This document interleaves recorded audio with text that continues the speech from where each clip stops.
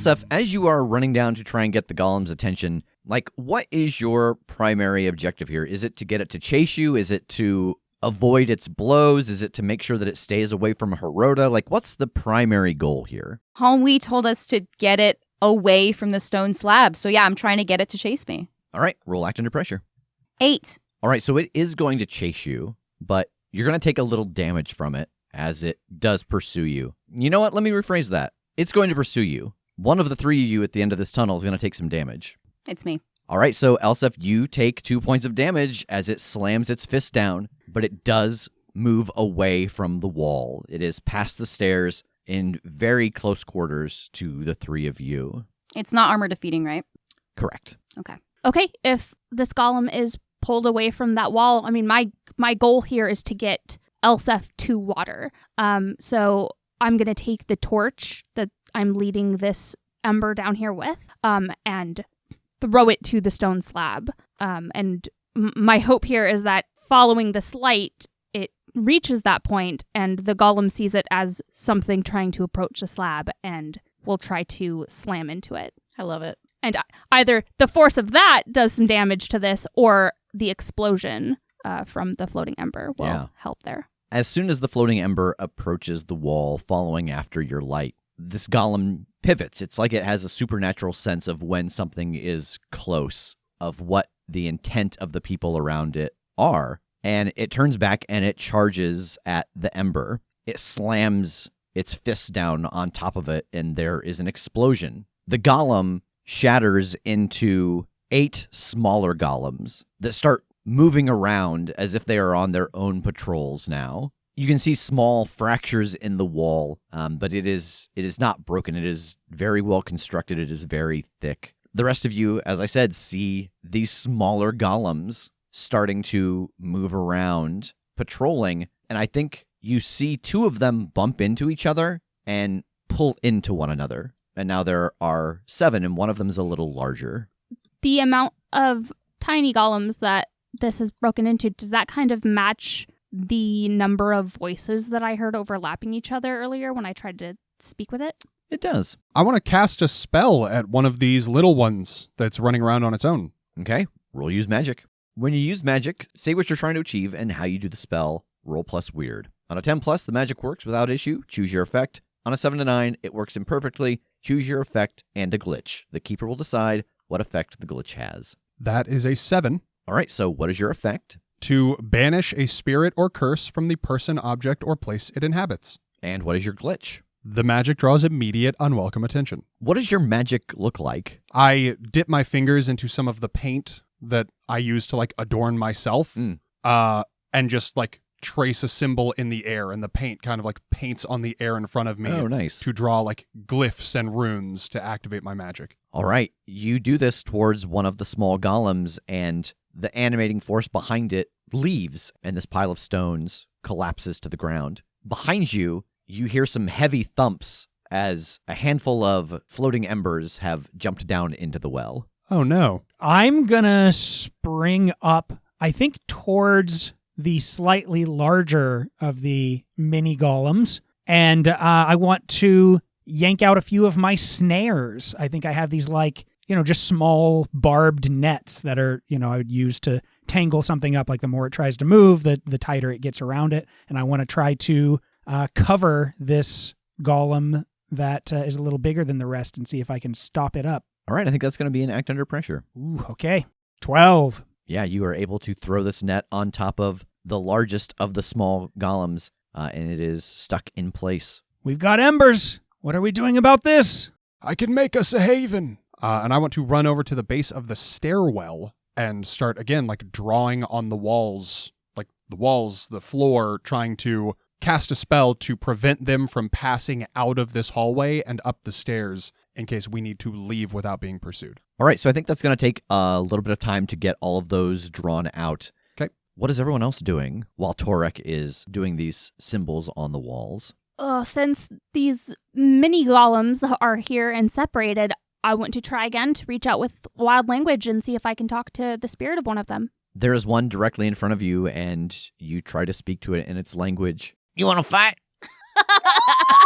Oh, I want a hug. I'll fight you. Oh, he's so cute. Can I tell the spirit that's talking to me, is that the spirit of this rock or something else inhabiting it? Why don't you roll investigate a mystery? Okay. 10. You get a hold too. What sort of creature or effect is it? So this small version is called a pebble. The larger one is a cornerstone, and they are a collection of rock spirits that can be brought together to execute heavier, more demanding tasks. And it is not the same as if, earlier Torek talked about bringing a spirit of fire into the world and the danger that would cause. You've run into an ice spirit. This is more primal magic. It's almost like these stones have simply been animated, and they do have a sense of self because they can take direction, but it's very simple direction. So it's almost the animating force of magic as opposed to the animating force of stone. Gotcha. Okay. What might fix, cure, or slow down this effect? So this cornerstone was very aggressive right from the start. You feel like the magic has run a little wild. You could try to banish the magic from all of the individual pieces, the way that you saw Torek begin to do. If you could destroy the stones, the things that it's possessing, that would stop it as well. But this really is a magic that is out of control. Someone was trying to do something, it went wrong, and it is taking it to the extreme of its directions it was given. My friend, what orders were you given? I think roll persuade to get it to talk to you and not fight you. Okay. They're having this combo. In the background, it's just Hirota and I trying to wrestle like little stones. Oh, no. 5. All right, you take 1 point of harm. This is armor defeating. Because it's face harm. I ain't got no armor. Doesn't matter. Fair. As this pebble just lunges at you and socks you in the jaw. I said we're fighting. I know this guy. I grew up in a little town with this guy. And as you hear it say this in its earthen tongue, another one comes over and they do the thing where they touch fingertips and they meld together and become a little bigger one. I love these things. I think after I have my altercation with the pebbles, I do yell out to the group. This golem was given orders. I do not know what they were, but the magic, it's out of control. It's gone beyond the task it was given. I square up against one of these little pebbles and try to hit it with my spear. All right, roll kick some ass. 11. All right, what's your extra effect? I'm gonna give +1 forward to another hunter. Who's getting that +1?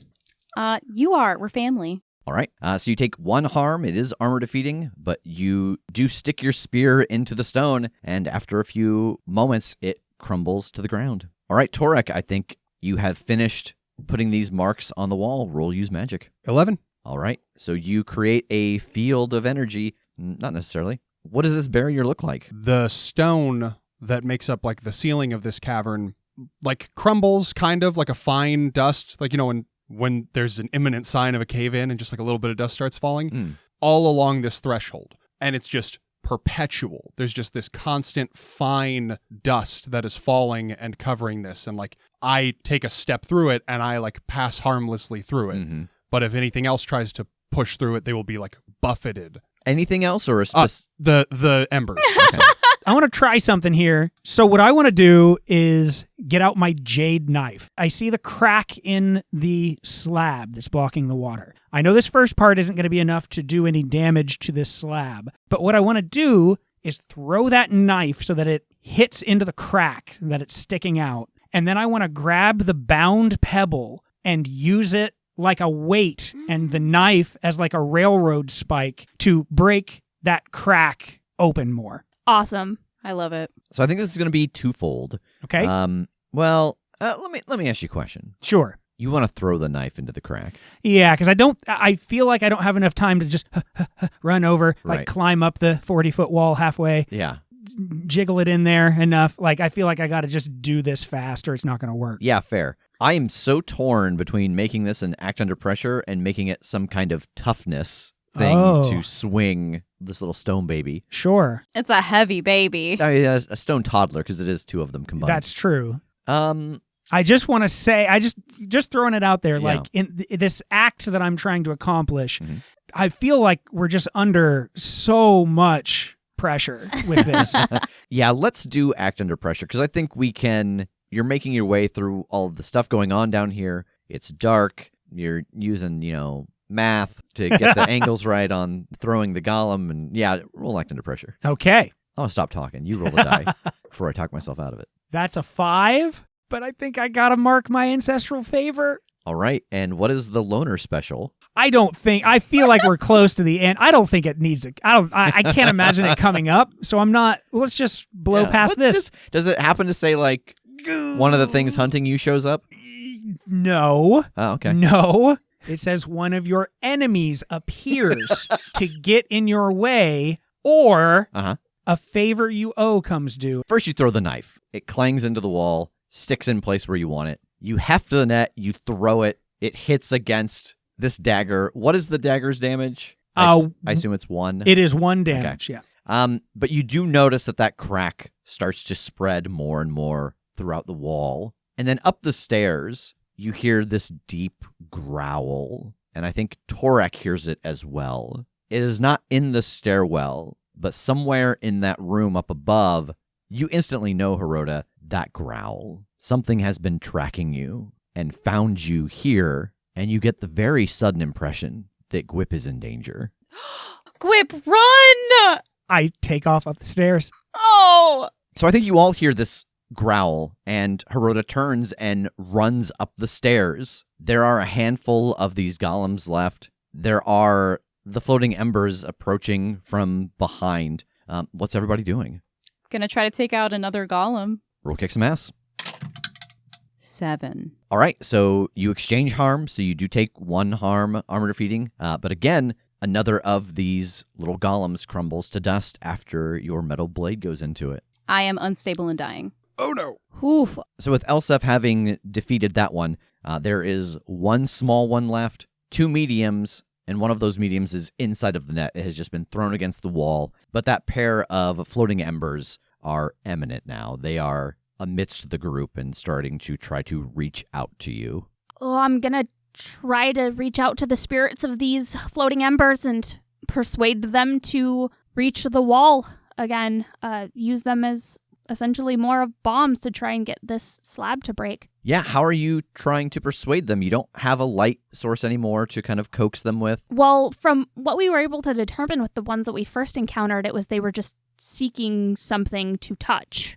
So I think along with my compulsion to stay near light, I'm getting very close to them and just slowly moving and speaking out to them and telling them that, like, I'm here, just follow me, keep going this way, and, like, reaching my hands out to them to, like, offer something for them to touch. Okay, I don't think this is a persuade then. I think this is an act under pressure to find out if you are in range when they explode. Okay, 7. So I think as you are trying to lure these 2 embers towards the wall, either you're not going to get them as close as you want, so they're not going to do as much damage to the wall. They're still going to hit it, but it won't be as severe, or you're going to take a little bit of damage yourself because you are closer than you want to be, but they are up against the wall. Boy, I think with my vulnerability being bumped up to being compelled to be close to light, I think I am staying closer to them even than I am aware that I am. Yeah. So, yeah. All right. So, yeah, 1 point of damage, but these both do explode as they get close to the wall. The pebble on the ground in the net is destroyed. Huge chunks of the wall start to show cracks, and you can see little spouts of water starting to come through some of these jagged areas of the wall. We are almost through. I dip 2 fingers on my right hand into the paint, and then I, like, draw a line down my left arm and, like, draw glyphs up my arm, and I want to use magic on my hand. Roll it. Use magic via my hand, I should maybe say. That is an 8. All right. What is your effect, and what is your glitch? My effect is that I want to do something beyond human limitations. Okay. Which is I want to just go palm strike this slab now and try and bust it the rest of the way open with superhuman strength. All right. Incredible. And the glitch is that I will take 1 harm, ignore armor. So you take that 1 harm, ignoring armor, you go over to the wall, and you strike out at it. It shatters. The 3 of you still down here take an additional point of harm as all of the stone and the water that has been held back come cascading down into this tunnel, refilling the well. Hirota, You come back up the stairs and you hear that deep growl, and you can tell that Gwip is on alert. They have gotten very low to the ground. Their eyes are wide and darting around. I've got my bow back out and I'm scanning, looking in every dark corner, near every broken wall, anywhere I can to see if I can find it. Roll read a bad situation. I level up. Wow. Oh, no. What are you going to take? I'm going to take Notorious, a new move. You have a scary reputation. Treat any miss when you intimidate as if you'd rolled a 7 to 9. Okay. Cool. So we have initially described your enemy as a bigger, older version of something that exists out in the wild. We didn't exactly say what it was because you weren't sure. You just knew that it looked like some of the larger cats, but it was scarred. And as you start to move with your bow through this area, you hear a sound next to you, and you turn and you leap and you fire in that direction. And you realize very quickly that it was a stone that had been thrown in that direction. And you turn as you hear Gwip make a squawking sound, and you see a large, muscular man wearing the skin of one of these cats, its eye scarred. He is on the back of Gwip. He digs his heels in and rides away. What the fuck? Yeah, I think in this moment you realize it was a Craven the Hunter situation. It was not a actual giant cat, but a man wearing the skins of all of these slain enemies. I mean, I know that they're gone, but I mean, I don't think I even think twice about taking a shot in their direction just in bewilderment and confusion and anger. You let this arrow loose, and I think your aim is true, but right as you loose the arrow, the ground beneath you shakes with an explosion, and you hear the sound of rushing water, and you are jostled to the side, and you see the arrow go wide as you see this fur cloak and the back of Gwip disappear into the darkness. Damn. I'm going to turn back towards the opening and run back down the stairs. You get about halfway down the stairs, and it is filled with water. Back inside of this waterway, you have all been pushed to the end of the hall, but now the water is still. What are you doing? I am drowning. I am floundering. I can't imagine that I've swam, if ever in my life, in decades and decades and decades. Yeah. Like maybe once as a celebration, they let you do it when you took your title. Yeah, but even that was wading. Yes. Oh God, no. My feet have never not touched the bottom of Yeah. water before. We drink this. You can't just... Only one person is allowed to just stew in it. That is the keeper of water. This is even though I'm so hurt and dying, this is the best I've ever felt in days to be surrounded by water. I love it. I want to get eyes on Torek and Henri and then try to grab them and see if I can swim with both of them towards the stairs. Yeah, I think I actually have swam a bit before, but when I was younger, in my community, I think water was not as scarce as it is here. So it's been a long time. I think I'm more put off by the total darkness that we're in now since we don't have light anymore. Yeah, can you remind us, your weakness is being in the dark. What does that do to you exactly as Nightfolk? So my curse for Nightfolk is vulnerability, and so it's complete dark. So you suffer +1 harm when you suffer harm from it, and if you are bound or surrounded by it, you must act under pressure to use your powers. Narratively, it's just, I'm not any help to Elsef. She's leading us to the exit. Yeah, Elsef, I don't think there's any rule here. The danger is gone with the exception of Torek's inability to swim. You're able to grab a hold of both of them and lead them back towards where the stairs were, take them underwater, and the three of you surface, and Hirota is standing there. Oh, thank the spirits you're alive. I'll help them out and up the stairs. Okay. I unwrap my fire starter kit from its waterproof casing and grab some charred pieces of wood and start a fire and get myself a torch immediately. Yeah. I just dive back in one more time for funsies. She's like, I live here now.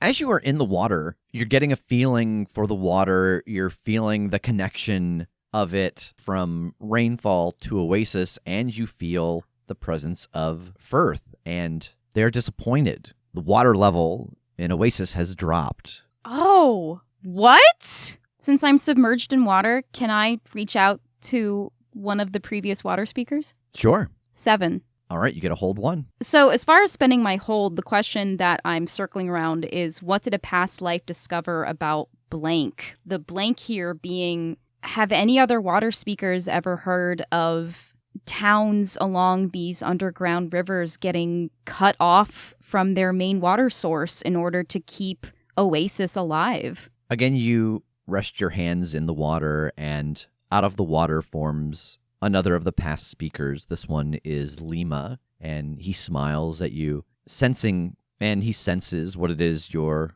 dealing with here. I have never heard of one being cut off entirely. Flows were adjusted, tunnels partially collapsed, minor blockages put in place, lowering the amount of water some areas might have constant access to, but keeping the hub of Oasis full. It might have meant more trips to Oasis, but as that is where all water ends, it was thought best that that is where all water is collected. I see. Thank you, brother. And he dissipates back into the rippling waters. I dive back down and go join the rest of the augury. Gwip's gone. What do you mean gone? Someone took him. Something's been hunting me for years. Turns out it was a man. He used the skin of one of those cats. Made me think that's what was hunting me. But he tricked me, grabbed the bird, and ran. The spirit of Oasis is upset with me Why? because the water level at Oasis has lowered now that we have cleared this slab. But this is the way it's meant to be. This is the natural state. I think perhaps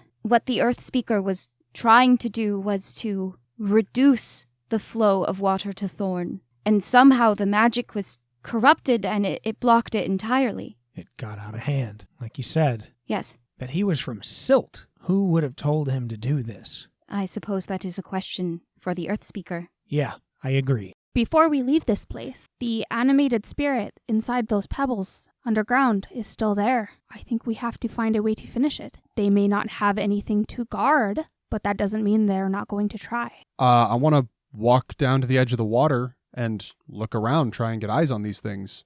All right, roll investigate a mystery. 8. You get a hold 1. Where did it go? You see one moving around, and it's a little bit larger than the other two. You think that these 3 have combined together, and it's hard to see. You're using the lantern, trying to be able to view underwater, but you can see already that it's moving along the ground, and it's making a motion that's lifting up little chunks of earth. You imagine that given enough time, even the small one would eventually rebuild the entirety of that wall. I want to try and banish the spirit from within it, like I did with that first one. All right, I don't think there's any rule here. The danger is gone, so you are able to cast this banishing spell again, and you see 3 little pulses of magic come out of the stone before it collapses motionless on the bottom of the river. It won't be a problem any longer. I tried to connect with the spirit and find out exactly what orders it had been given, but I wasn't able to break past its focus. I don't know exactly what happened here. It looked to be trying to rebuild the wall already. Obviously, we can't know precisely what it was told, but it seems that it was meant to build and guard the wall. Well, we have returned this place to its natural state, seeking justice for what has happened here. That must be our next step. I agree. Tovro may have been sent here to do this, but it may not have been his decision. He may have been tasked with this. So justice may better be served with whoever was willing to cut off these people's water. Yes, it may have been on orders, but also something happened for the magic to get out of hand here. If it was him that set it into motion, we have to address that disruption as well. Yes, one of my brothers, a previous water speaker, said that it is not unusual for some settlements to receive a smaller amount of water in order to make sure that Oasis remains plentiful. But to cut it off entirely, this is a mistake. A mistake or a decision by someone that did want more to happen here. That is what we must determine, yes. Might we summon Tovro to Oasis? If he is a diplomat, he has obligations. He may have to come see us, and if he is truly innocent and this was a mistake, or his strings are being pulled, he may have no issue with coming and telling us the truth. Yes, there are other groups who should have a say in what happens here. This is not for us to decide. I think we jump forward from this point, and we find the augury collected with Tovro there as well. He seems nervous having been summoned, especially by the largest augury that exists in this series of communities. What can I do for all of you? Tell us what happened in Thorn. What do you mean? I set up a small blockage to slow the flow of water. Have you performed acts like this before? Yes, one or two. And the magic, it is consistent? It is different from place to place. I have noticed that the quality of the magic shifts based off of the amount of stone present. Tell us about the instruction you left with the spirit of this stone. Oh, yes. I had summoned perhaps 10 feet of stone out, and I instructed it to continue to repair that and defend it from anything that may come across it trying to destroy it. What happened? Thorn is destroyed. How? A fire. They did not have enough water in their well. They did not have any water in their well. Oh, that's impossible unless there were huge deposits of stone near the river that we did not find. Your golem had pulled enough stone to fully block the flow of water. From the cavern? Yes, the well ran dry. No, we surveyed the ground directly around Thorn, and there was more than we expected, it seems.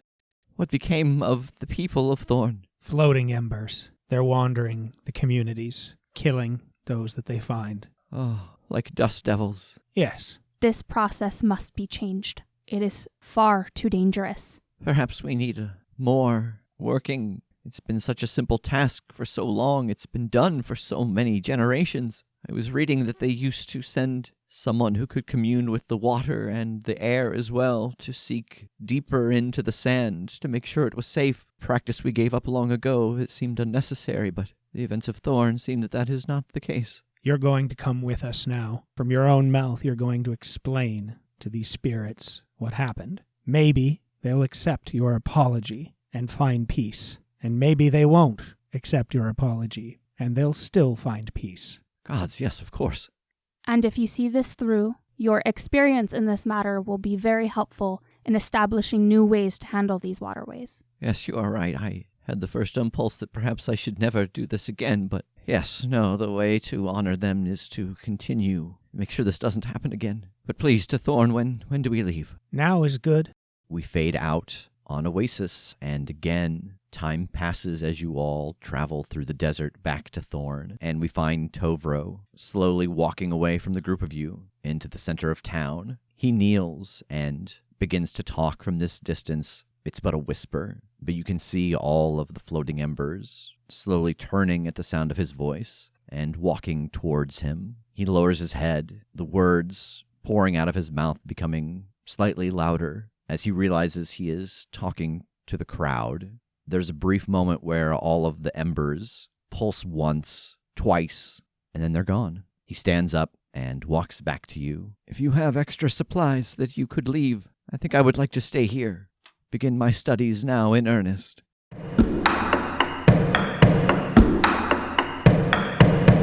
All right, and that brings us to end of session experience. Yay! Right. Congratulations, everybody. You made it through our first mystery in Bone Spear. Cool I loved it. world. Yeah, what do you think about the adjustments to this game? You know, we got to play a little bit with the elements of this book, but getting to play in an entire setting with changed moves and playbooks. It's brutal. Yeah, it's scary. Yeah. It's very scary. Like, you can't just get in a car and drive someplace. You got to walk there, and it's going to hurt. Yeah. Well, that's true for me anyway.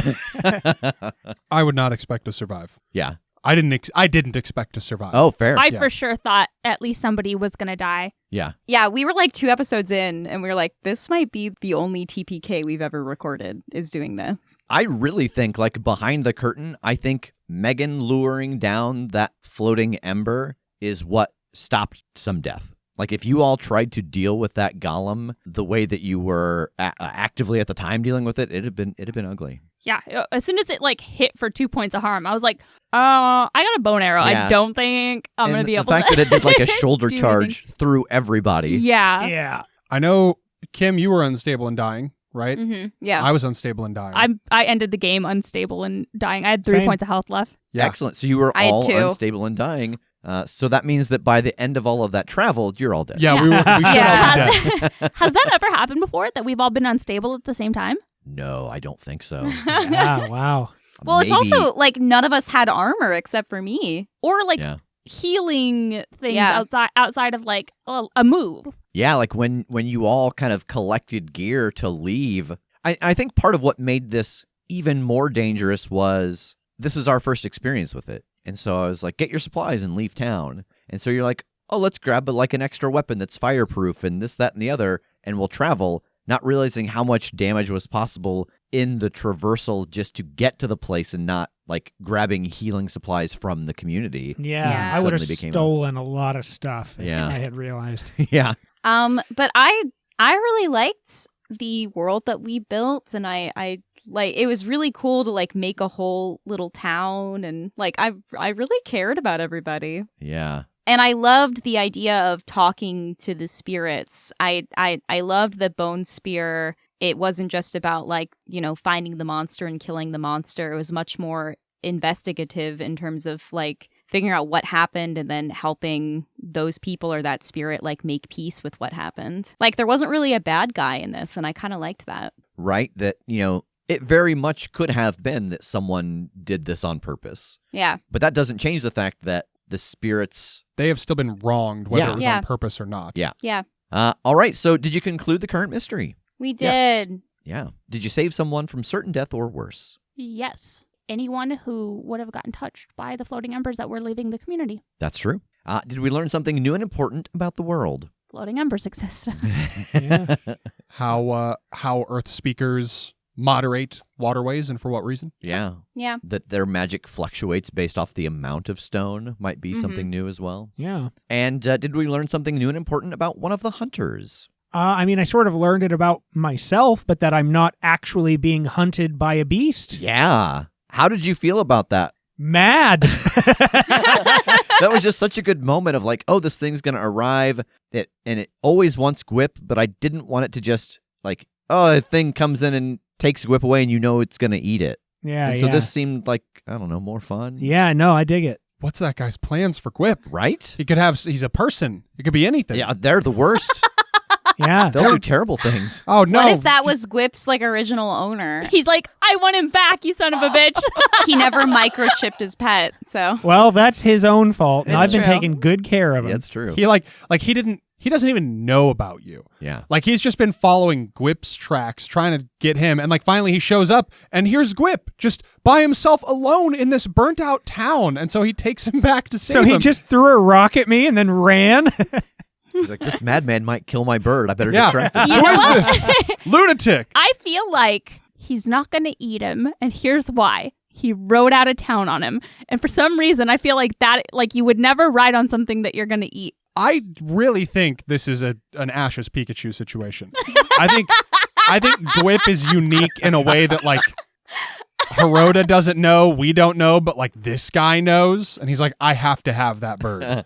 Yeah. Which that is totally what would happen after we leave Tovro is that, you know, if the rest of the group is starting to turn back towards Oasis, I'd be saying my goodbyes Yeah. and heading the direction that he ran. Yeah. And I'd put a hand gingerly on your shoulder, and I'd look deep into your eyes, and I'd say, Good luck. and then I'd go back to my cave. Who are Yeah. you again? All right, so everybody marks 2 points of experience. Didn't we go to school together? Who are you? And I would have been able to mark an additional point of experience had I done what Firth had urged me to, but I don't believe that I did. Yeah. And if anyone had asked me for advice at any point, I could have had some experience. Nobody wants my advice. Is it because I'm obviously losing it? Maybe. You said 2 points of experience? Yes. I level up. Oh, what would you take if we were continuing this story on? You can fly. I take flight. Apropos of nothing. I know. I don't want to have to walk through the sand anymore. That's the final image. We see Hirota going off in search of Gwip. We see Elsef and Torek making the long walk back to Oasis, and then Holly just lets out like an eagle screech and then takes off into the air. I turn into a raven.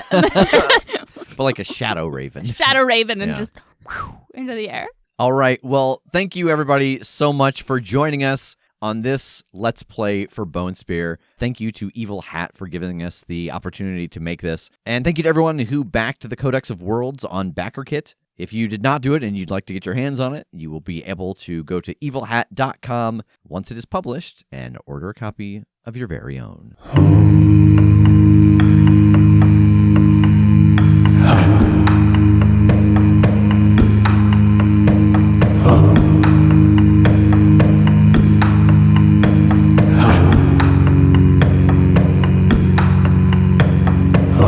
This Let's Play of Bone Spear is a Critshow Studios production.